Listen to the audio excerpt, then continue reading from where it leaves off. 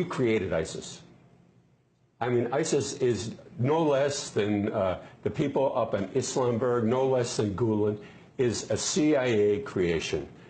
John McCain, for heaven's sake, was over there with the ISIS officials. We created them. They came from the Al-Nusra group, the Syrian Liberation Front.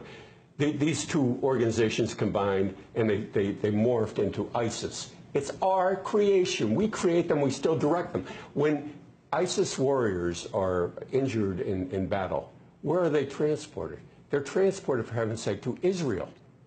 They're treated by the Israelis in Israeli hospitals and brought back to battle. Well, plenty of the rebels have acknowledged that they've been supported by Israel, and they've thanked Israel for helping them draw. In fact, arms are oftentimes caught. Israeli arms are caught on en route to the rebel groups. But when it comes to this, then the grand scheme, the grand chessboard game. Yes. Obviously, we're seeing the neocon strategy. Wes Clark talked about it: destabilize and overthrow the governments of Iraq, Somalia, Sudan, Libya, Syria, Iran. Yeah. I mean, this was the strategy that he talked about over 15 years ago. Yes. And obviously, we've seen it come to fruition to a large extent. But what is the game is ultimately, is it just continuing to destabilize the sovereign regimes that oppose the will of the various financial oil conglomerates, or is it to create just total chaos in this entire region? Well, the ultimate goal, of course, is money, wealth. You know, real wealth comes from natural resources. Our money is, just fabricated. It's not backed by anything. Mm-hmm.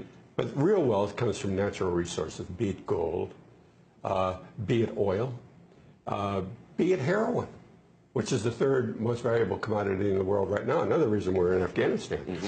But the end of the game is being played to be won.